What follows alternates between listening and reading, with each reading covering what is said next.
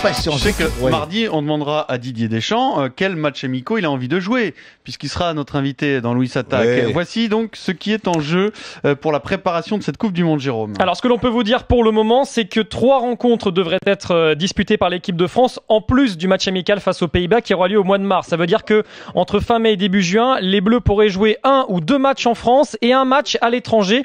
Ce match à l'étranger devrait se jouer contre une équipe sud-américaine non qualifiée pour la Coupe du Monde. Il n'y en a pas 106 000, il n'y a que le Venezuela, le Pérou, la Bolivie et le Paraguay, avec peut-être une préférence pour le Paraguay. On a passé des coups de fil à la fédération paraguayenne. Il semble que le contact ait été établi entre le Paraguay et la France. Il y a également la tentation Alger. Il faut savoir que Noël Le Graët, il s'est engagé d'ici à la fin de son mandat, 2016, donc, d'aller jouer en Algérie. Parce qu'il y a certainement entre les deux fédérations, depuis que l'Algérie est venue jouer en France, certainement que la fédération française leur doive aussi un match là-bas. C'est ce qu'on appelle la réciprocité, effectivement, voilà. Louis. Et ils se sont parlé, le président de la fédération algérienne de football et Noël Le Graët à Costa do Saouip, là où il y a lieu de tirage au sort. Excuse-moi de te couper, c'était lorsque vous étiez surpris que l'équipe de France aille jouer en Uruguay et au Brésil. Parce que les Uruguayens et les Brésiliens sont venus jouer en France et on leur devait peut-être ce match retour dans leur pays. Bien évidemment. Voilà. Alors il y a également la possibilité de passer par la Guyane, soit pour un match amical, soit pour un stage. Il faut savoir qu'aujourd'hui, la délégation guyanaise était reçue par Noël Le Graët au siège de la Fédération française de football. La Guyane qui serait ravie, bien évidemment, d'accueillir l'équipe de France. La Guyane, c'est la terre de Florent Malouda, de Bernard Lama. Et il y a une base avancée qui a été créée dans l'optique de la Coupe du Monde 2014 et dans l'optique également des Jeux Olympiques de Rio en 2016. Donc tout est prêt sur place pour accueillir les Bleus. Mais visiblement, ça n'a pas l'air d'être une priorité pour l'équipe de France. Alors, les Guyanais ont pris contact avec la Côte d'Ivoire, avec le Cameroun, l'Allemagne ou l'Italie. Bref, pour l'instant, il y a beaucoup de prises de contact. Aucune décision n'a vraiment été prise. On aura des éléments de réponse vendredi à l'issue du comité exécutif de la Fédé. Moi, la vérité, si tu veux que je te donne mon avis... L'Algérie, bonne idée ou mauvaise idée? Tout simplement, quand on joue une compétition, on regarde. Il y a 32 adversaires, 32 pays qui participent à cette compétition.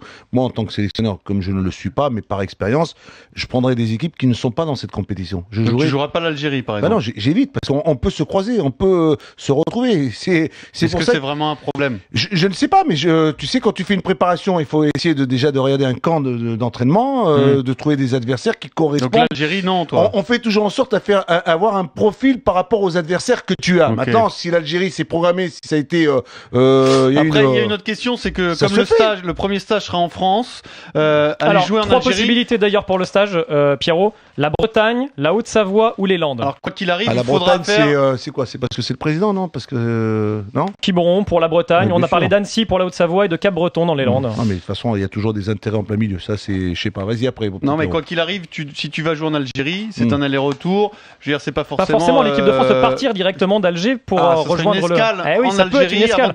Comme les Bleus l'avaient fait en 2010, une escale à la Réunion pour jouer contre la Chine avant de continuer vers l'Amérique du Sud. Ça peut se prévoir, ça peut se programmer. Après, une fois que tu as fini ton stage, tu commences ta préparation des matchs. Quand même, non? La Guyane. Oui, c'est juste à côté. Alors c'est juste à côté du nord du Brésil. Il faut savoir que le Brésil, c'est 15 fois et demi la France.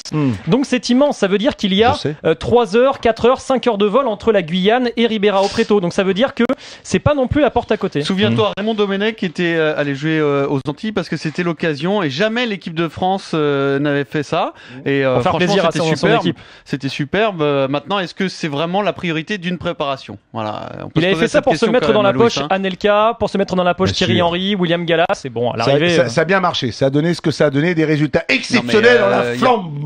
On a été flamboyant, on a été bon, on a été très bon, on a maîtrisé. Mais la Guyane mérite de voir l'équipe de France. La Guyane mérite, tout le monde mérite. Après, c'est de trouver la bonne préparation, le lieu, le bon endroit. T'es pour, t'es contre? Pour qu'ils puissent se préparer, pour qu'ils puissent être bons. Moi, ce que je veux qu'une seule chose, c'est que cette équipe de France soit bonne, qu'elle soit à la hauteur de la compétition, si elle doit passer par la Guyane, par l'Algérie, par le Maroc, par le Mali, pas de problème, on y va. T'as pas d'avis en fait. Il n'y a pas de problème, on y va, c'est tout.